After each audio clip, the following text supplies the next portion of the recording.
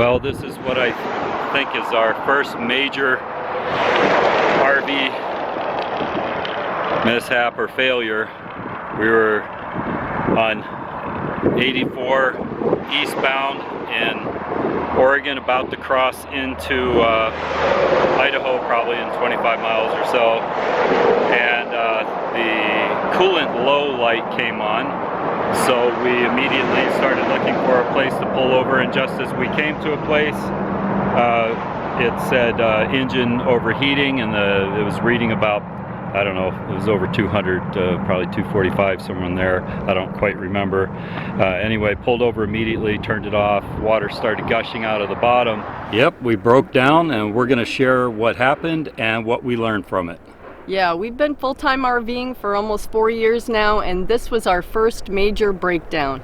Major meaning we could not go on. Yeah, couldn't go anywhere. And it was a little scary. Yeah, definitely felt a little helpless in the beginning, but as you'll see, we ended up having to get with the program. Yep.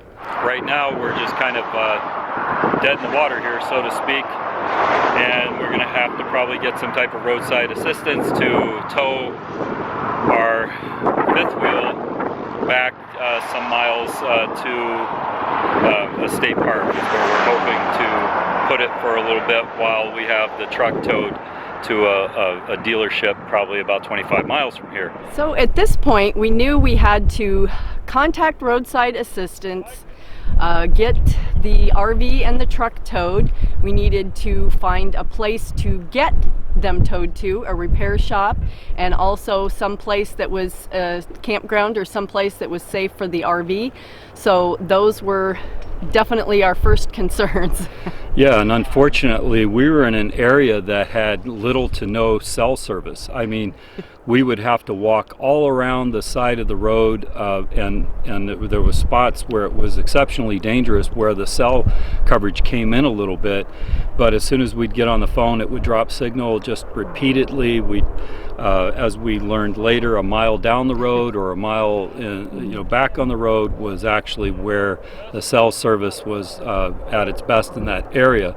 We were very remotely located, but fortunately some people pulled over. They had initially drove past us along with many others. Many others. Yes, and they circled back around. They went down about a mile, got off the freeway, went down, got off the X exit, and came back towards us and pulled over, and they said, how can we help? And they were just absolutely Steve and Margot, as we learned after some initial just trying to get used to each other, make sure we neither of us were up to no good, and we got comfortable. We immediately just started getting down to business, and they were just absolutely wonderful.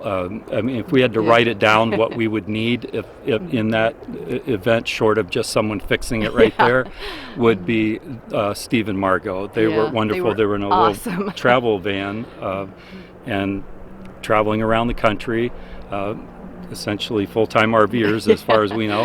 And anyway, they first of all helped us with getting a cell signal.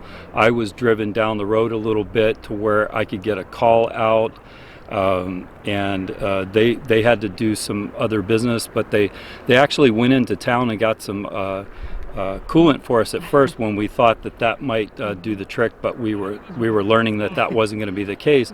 But they had driven all those miles, and they actually ended up taking it back on their own because they were going that way, but I still feel like it was an imposition and out of their way. They were just absolutely wonderful, and they gave us that battery, a power pack battery to keep our phones charged. We do have those types of things that we've talked about in other videos, but we just never really used them on the road. We use them when we have them in our packs and we're out walking somewhere. Away from the truck, Yeah, because we the assumption is that we have power in the truck, and we still did, but the issue with that is that we couldn't get a signal in there at all. So we had to be out. So Steve and also the packs were in the RV and in a place where when you're traveling you have your slides in, and so you can't get to everything.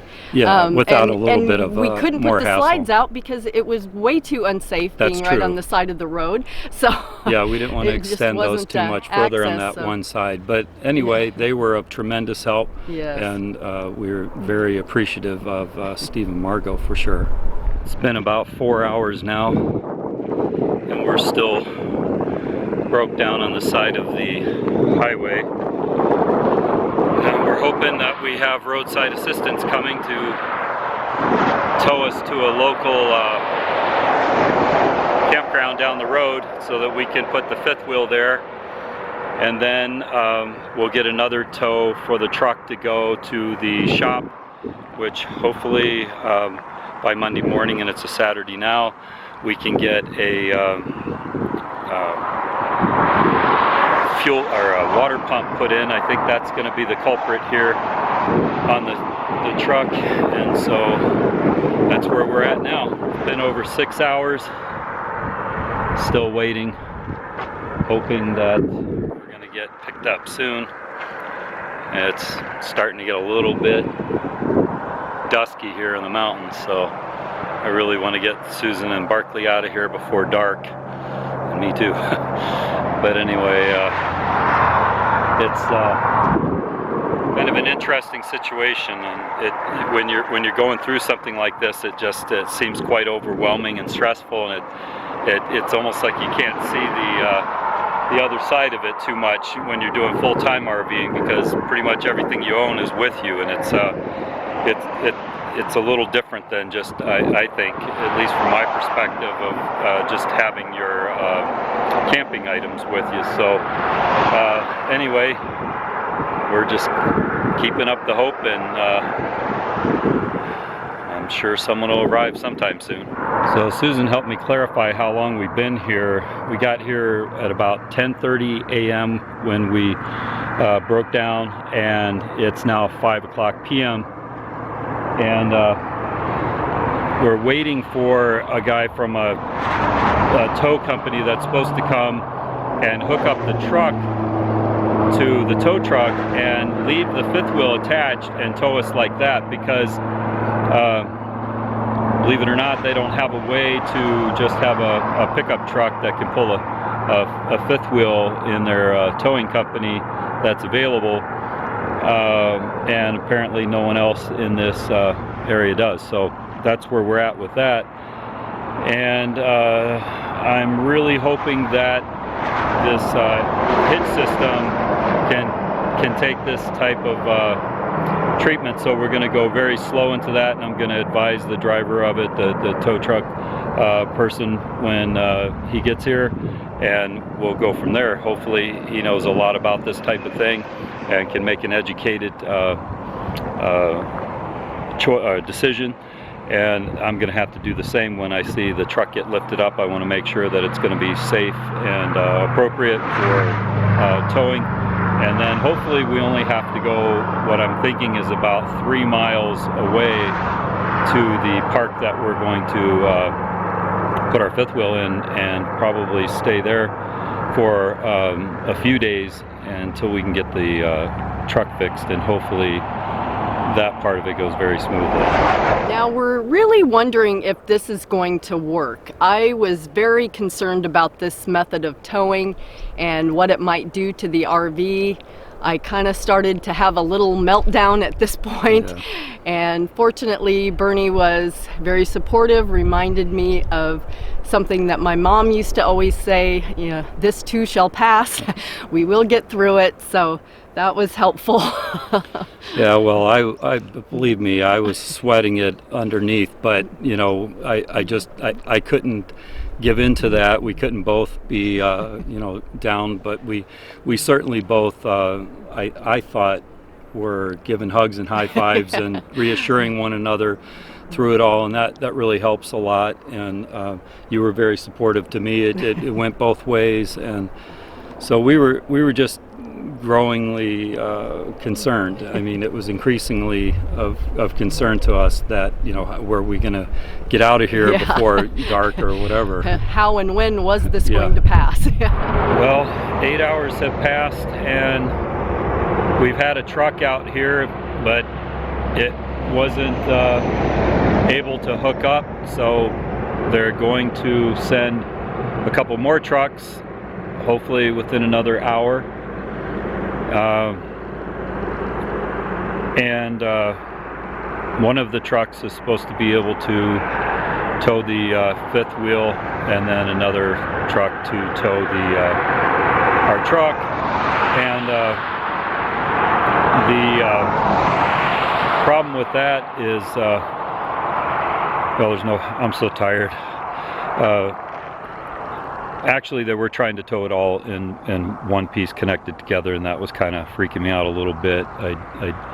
However, I was willing to do it, provided they felt that it was a good enough thing to do, but I was definitely looking to see if it would torque our fifth wheel connection at all when they were attempting to do it, but he couldn't even get the arm underneath of the truck. It was not narrow enough to go between the front tires. Then they were going to get one of the trucks that actually picks up, grabs hold of each tire and picks it up like they do for box trucks and things like that. But I guess that's not available, so now we got a semi truck coming, cab that's supposed to be able to tow 18-wheeler trailer type things. So that should be able to tow the fifth wheel, and then perhaps put the truck on a flatbed or something like that, and hopefully get us somewhere safe and off the highway soon, so that we can start the other half of this adventure would be to find out what's wrong with the truck. Got a pretty good idea that it is the water pump, but we'll find out, and then start that part of the adventure is to get it all fixed and get back on the road. So we'll see how it goes. It's really dark out, but this camera makes it look a lot lighter than it is. I got a lit up vest on, got cones out, and got the flashers on. It's definitely a lot darker. On the screen that I'm looking at, it just really looks like it's light out, but it's dark and it's starting to rain. Still waiting on help, and hoping they come soon. At about 7:45 p.m., the tow trucks finally arrived, and we decided to go ahead and have both the truck and the RV towed to the campground. Because it was a Saturday and we weren't going to get any help with repairs until Monday, we figured if the truck was at the repair shop and we were at the campground, we'd have no way to get there once the truck was repaired. So we took the truck to the campground as well and made arrangements for Monday morning to have it towed from the campground to the repair shop. Yeah, so it was really good to do it that way, to get back to the camp. And so when Monday morning came, we, just like clockwork, the tow company, Arts Towing, Josh there, came out and picked us up real early so that we'd get to the repair shop when they opened. And that was really great. And I've got to say at this time, the two gentlemen that helped us, Josh and his brother-in-law, Josh, they're both with Arts Towing. They helped us out tremendously. They went the extra mile, good guys. Yeah. I mean, it just couldn't have fell into place any better than what they did. And we're highly appreciative of Josh of Arts Towing. And so anyway, we got towed over to the repair shop. That was our next good thing that happened, actually. I mean, we were quite concerned when we got there with what is this for real? Is it what we think it is? Is it just a water pump? Is it something we're gonna have just swapped out in a timely manner? Are we gonna be there a week, or what's going on? So anyway, we go in and we meet with the service department, and I believe his name was Seth. Was it Seth that helped us? Ontario Auto Ranch in Ontario, Oregon.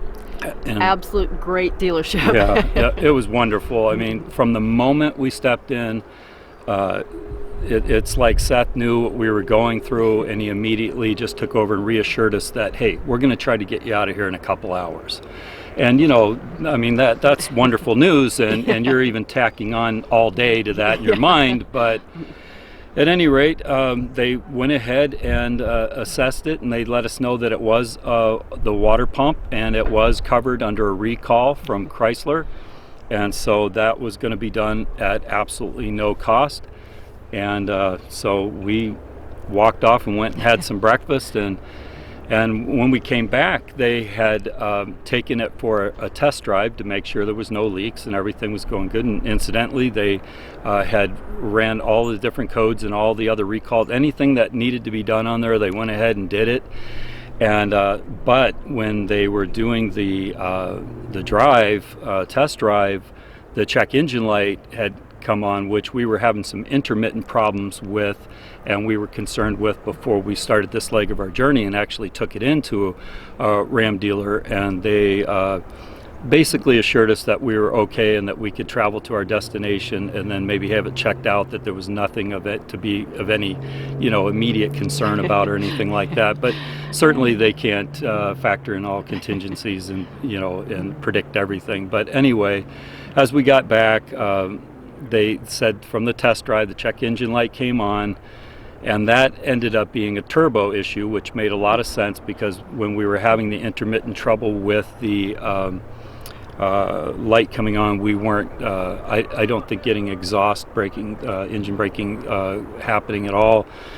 So they said, well, that's about a $3,000 part, and you got labor and everything on top of that.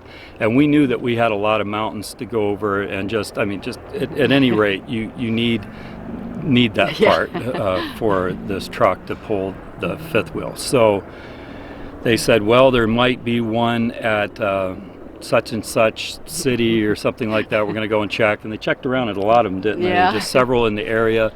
And there was only one. And I mean, the service manager, John, was absolutely great. I mean, he was even trying to see if his wife was in that area so she could pick it up. And he just went above and beyond. And then he finally found some place in a city, what was it, like 40 miles away or something? Idaho. That they could go over into Idaho and get it. And I said, well, I'll go get it, whatever it takes, because he was saying that he didn't really have anybody that could get it, and it was looking like it could be another day or so. And anyway, he goes, okay, if you can go get it, then we'll try to work that out. But then in the meantime, they had found a young lady that works there at the dealership that went to go get the part, came back and put it in and did the test drive, and it just went beautifully. And fortunately, that was under warranty. And that was under warranty. So I'd say probably altogether with towing, labor, parts, the whole thing was about a $5,000 episode here. So we were very fortunate to have it covered under recalls and under warranty. So let's see what else. Well, it was definitely an experience that I don't want to go through again anytime soon. So we ended up fueling up, leaving there and driving back to the campground, and it just felt wonderful to have the two reunited, the truck and the fifth wheel, because then we knew that we had a way to move it, because it was really awkward feeling being there with the fifth wheel and not having transportation or the ability to get the fifth wheel out of there, and you just get these little visions in your head that you're going to be living in that in the park there, and that they're going to say, hey, it's time to leave. But fortunately, none of that happened. We drove back, and then we got an early night's sleep and woke up in the morning and hitched up and headed on out. After about 10 hours of being broke down and stranded on the side of the interstate, and 3 days of being dead in the water and dealing with all this, we gleaned some insights and tips that we've written down and we're going to share with you. And the first one is to not panic, to stay calm. Yeah, Because it really doesn't go anywhere beyond that in a good way if you're going to be hysterical or freaking out. Certainly, if you need to vent a little bit and get a little bit out and stuff, but you got to get your composure together and just try to remain a team, support one another, assess the situation, and just keep your head about yourself. It's very easy to overwhelm yourself with thinking ahead too far. Maybe you're supposed to meet somebody, maybe you have reservations, thinking down the road, how long is this going to take, and really get overwhelmed before you even know what the situation is and how long it's going to take. So trying to just stay with the day that you're dealing with and what you're dealing with at that time, not panicking, keeping calm, and taking one step at a time. Yeah, it goes a long way. And what's the next one? Okay, so the next one is having your roadside assistance numbers programmed into your phone, including your policy numbers or account numbers. There's nothing worse than having to dig through the glove compartment looking for that insurance card or that roadside assistance card and not being able to find it, and just adding to your panic and frustration. So if you pre-program those numbers, have them in your phone ahead of time, that will really help to alleviate some of that initial panic. Yeah, I got to the point where I took pictures of the little cards to have them in the phone so that all that information that was written on the card was readily available there as well.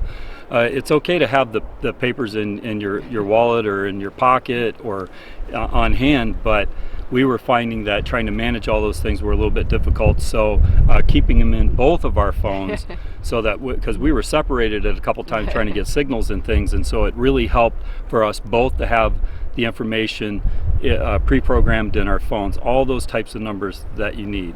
Yeah, for sure.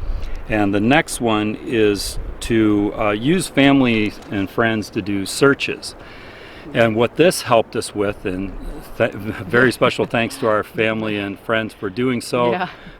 When we could get a text out to them or something like that, some type of communication, we'd let them know, hey, can you look at our surrounding towns from our location and find out where there are dealerships or these types of things. And so, they have good internet and connections where they're at. They can put the legwork in and then text us back information because it was very difficult to get a signal, and we had zero internet. So even with our signal, hotspots and stuff weren't at their best. So we had very intermittent. I mean, it literally took hours to get through to some things to get stuff to load. So it's a very difficult thing. So it's good to utilize family and friends to do some of the searching in the background, if they will, while you're maintaining your situation where you're at. Yeah, so next thing is the battery backup. Make sure you not only have your battery backup, that it's charged and that it's accessible.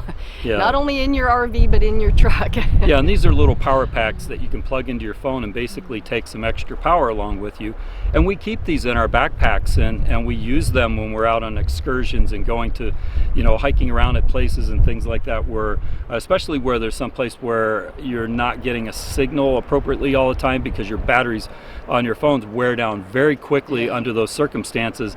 And if you have a situation where you don't want to turn off your services in the event that you're waiting for help to come through, then you're really going to be using the battery. Ours turned out to be packed away in this situation because we generally just used them for hiking and didn't really see the need for them in the truck, and we didn't really have the power need because the power was still there. We still had plenty of adequate power, but the need was that we couldn't get a signal in the truck, so we had to be remote with the phones. And fortunately, again, in our particular situation, Steve and Margot had given us their power pack and left it with us because they were actually staying at the campground that we ended up being towed back to. So we used their power pack, and some are a lot better than others. We'll put some links in the description to some that you can just look at and see if it makes sense to you. And let's see, next. Next is safety equipment. This is huge. Yeah, definitely. cones, triangles, flares.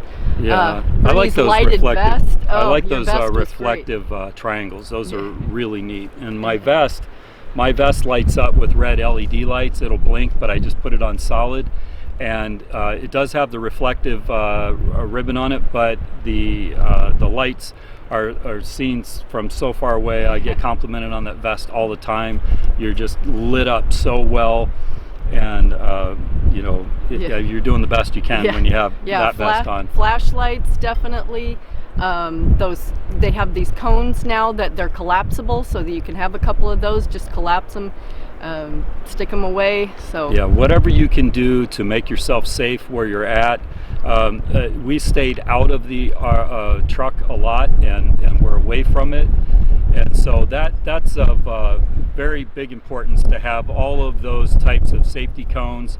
And it's very windy where we're at right now, and this brings me to a point about the flares. Yeah. Now, it's not always going to be safe to use flares. You might put them out, and the wind could catch hold of some of that and throw it off into the brush, and then you're really going to be found, because they're going to have all types of people crawling all over that place. Putting out a wildfire. Yeah. So you want to make sure that safety's first, even in using the safety equipment. And just because you're lit up doesn't mean stand right at the edge of the road all the time, because there in our situation there was literally thousands and thousands of people over that 10-hour period that went by us, and only a few had stopped. Yeah. All right. Another thing is a sign that says need help. They have these signs that say need help, because a lot of times people don't stop because they assume that you've already, gotten a hold of roadside assistance or something, and you're just waiting. So if you have that sign that says you actually need help, then that will tell people, there is something that maybe they can do to help you out. Yeah, that goes a long way, because I was thinking, I used to have one of those signs. In fact, my windshield cover, to keep the sun from damaging your dashboard and stuff like that, used to say need help on the back of it, so you could actually just use that. I've had one of those plastic ones that come with a roadside emergency kit, but over time of changing vehicles and things, I just don't have anything like that. And I was thinking, wow, I could write on a napkin or something and stand on the side of the road, but people aren't really going to see that. And like Susan said, they don't really know what you need. You could be pulled over for a restroom break. You could be just eating lunch. You might be waiting for people, taking a break, whatever. And so having something like that goes a long way. Also, making sure that you have food and water. Now, when we travel, we always make sure that we have some fresh water in the RV. And this really helped for the 10 hours that we were out there, because we could at least use our bathroom. We always pack our lunch when we're traveling, so we had access to food. The important thing, though, is other than having it, is make sure that you use it, you eat it, you drink water. Yeah, and Susan's good at reminding me of those kinds of things, because when I'm geared for emergency, I'm just, that's all I got on my mind. I'm doing that. But it's really important to keep yourself hydrated and fed so that you're working at your best and everything. It's just adding insult to injury by having hunger headaches and being dehydrated, and then you might even get yourself into where now you got a medical issue too or something. So. It's good. And then you also shop ahead of time. A lot of times when we travel, I don't really do a lot of grocery shopping ahead of time, because that's just more weight added to the RV. I figure I'll just do it when we arrive at our destination. Fortunately, this time I did go ahead and do a little bit of shopping before we left, which was really helpful, because we ended up in this campground that was, a little remote. And if we had no food, we had no transportation, there was nothing near there. So fortunately we did have some groceries, and we're able to make it through the 3 days without having any transportation or outside food service. Right. Yeah, it's good to just be ready, because you just don't know how long you're going to be someplace. You might think it's just to get to A to B, and something happens in between A and B. So the last thing is, while you're waiting, while you're actually waiting for tow services to show up or whatever, there's several things that you can do. You can make your repair appointments. We did that in advance. We immediately on a Saturday were setting up a Monday morning appointment when we were able to get that information. So that helps a lot. We moved items into the RV. That, for example, we had our hose and our sewer hose, our water hose, and our power hose was in the bed of the truck at the time, because we weren't planning on going very far that day, and we didn't go very far that day. But anyway, we went ahead and put those into the RV so that we knew that when that RV got towed back to the campsite, that those things were going to be there for us to hook up, and they wouldn't have been left in the truck if we had separated those towing events. And then we made sure that we had the tools readily accessible, because I had to actually take our type of hitch off, our Anderson hitch that I had to take off, so that they could hook up the fifth wheel to the tractor trailer type thing. Yeah. So that's pretty much all the tips. Yeah, and another thing that I did while we were waiting, when I could get phone service, was try to move camping reservations that we had. We knew that we were going to be stuck for at least 3 days, since it was a Saturday, and we knew we wouldn't be able to leave till at least Tuesday. So I went ahead and pushed things forward for 3 days, figuring, at that point, if I had to move it again or cancel it, I would. But at least we got those taken care of while we were waiting. So just making all the calls, that you have to get done. Yeah, doing everything that you can to just, keep up on it and make it go smooth as possible. Well, we hope some of the information that we've shared from our experience can be of use to you, but hopefully you don't have to go through anything like this. But if and when you do, maybe some of this will come in handy.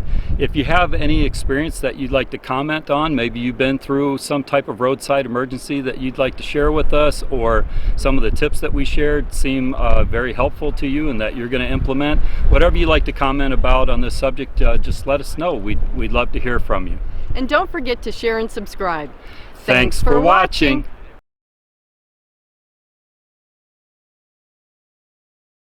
Oh, we've been out here for hours. It's so difficult. No one's stopping. I don't know what we're gonna do. My phone's dead. Can't get any service. I don't know what to do. Barkley, it's up to you. You're gonna have to go get help. Come on, boy. You gotta get help. Go, Barkley. run. Go get help. You're our only hope. Go get help.